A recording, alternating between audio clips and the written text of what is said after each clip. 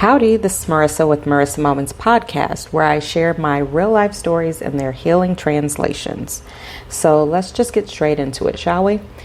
So I don't know about you, but I was reared with the notion of what happens in the house stays in the house. Kind of that Vegas notion, right? What happens in Vegas stays in Vegas.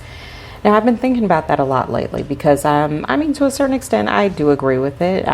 People don't need to know what color drawers I have on, right? Or if we have no clean laundry and are scurrying around for a pair of socks, right? That's kind of like in-house type of circumstances, right?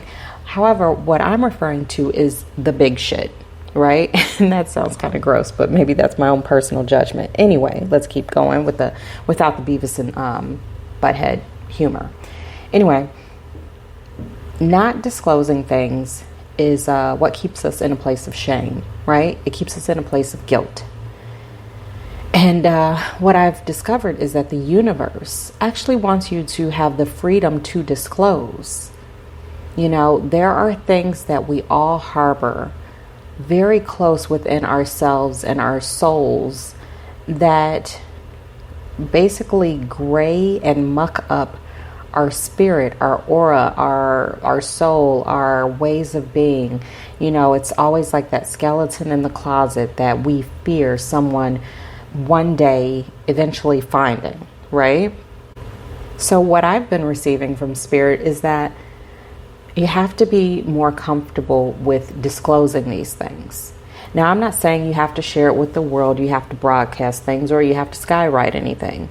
However, you should be able to share personal circumstances, situations, especially if it involves something where you've been victimized or otherwise traumatized or whatever it is, something that had emotional, response that put you in such a mindset where you felt fearful about sharing the news.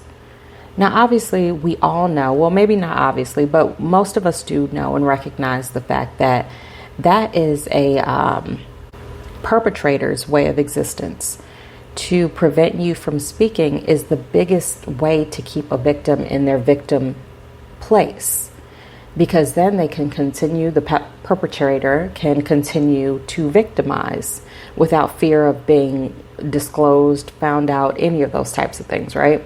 So what am I talking about? I'm kind of rambling, but the bottom line is this. We have to get in a place and space where we're able to let the skeletons out of our own closet. We should feel free to open the doors, metaphorically speaking, and allow anyone to come in because we have nothing to hide. Because that hiding is what brings, again, guilt, shame, conflict, trauma, loggerheads, I love that word, all of those types of things, right? And if we're here to create heaven on earth, and if we're here to walk in our truest, highest form, our highest self, our divinity, then we have to release the bullshit. And that's how we start. And again, I'm not suggesting or saying that you need to take out an article in tomorrow's paper if they still exist.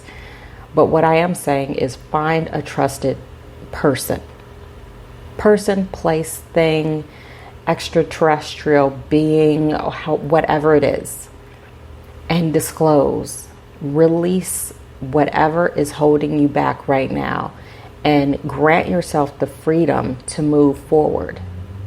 And that's it. So if this message resonates, then that means it's for you. And if not, that's cool too. Just keep it pushing. Either way, I thank you for listening, and I wish you the best day ever. Until next time, you know the vibes. Peace.